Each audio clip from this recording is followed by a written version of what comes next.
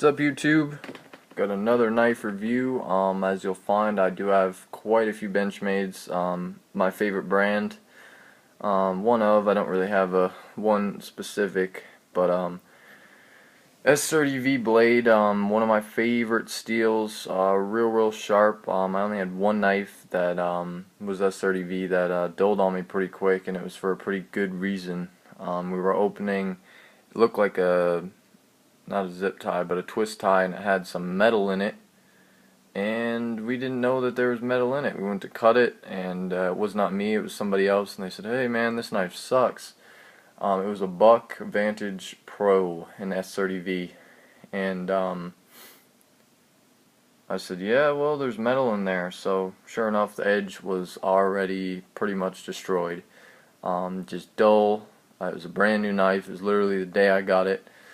So took me about 5 minutes to put the razor sharp edge back on it. I'm no professional knife sharpener, but I do know how to put an edge back on a knife. So I fixed it up pretty quick, and like I said, less than 5 minutes it went from, just dull as can be to razor sharp again. So this knife is a brand new knife. Essentially, I've carried it a couple times, but it's a 3.4-inch S30V blade. Nice large blade, rather thin, but like I said, it's got the Osborne reverse tanto design, one of my favorite blade shapes. I got the black coated plain edge version. I don't like any serrated knives. It's got the classic Benchmade pocket clip. It's got the green anodized handles. One thing I will say about this knife is that the traction on these handles is far better than I would have expected from an aluminum. Whatever Benchmade coated this with, good job, because it is really good traction. It does have some jimping on top, a little bit on the back spacer. I would say that the back spacer is pretty flush with the handle, so it really doesn't grab you too much. But it's got some good jimping right there. The jimping on this isn't great. It's similar to like a Griptilian, but it is better than nothing, that's for sure. Adjustable pivot screw. Not that I really use it because Benchmades come pretty dead on. Right in the center. Like I said, there's that pocket clip in black.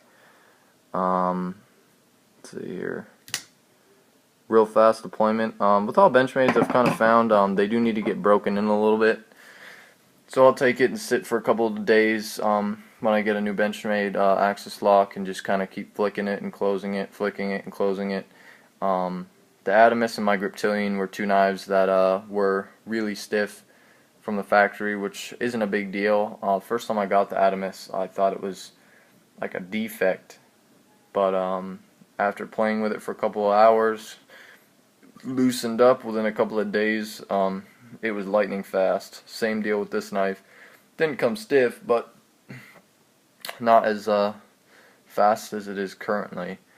I've carried this knife. You don't even know it's there. It's either 2.8 or 2.9 ounces. I can't remember exactly, but just for a 3.4-inch blade, I don't see a knife out there that beats this knife.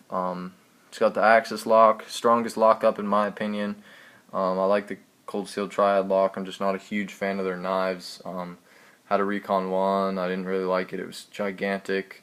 It was AUS-8. The coating scratches off. It's just good lockup, but if you like Cold Steel knives, that's great, but I don't own any anymore.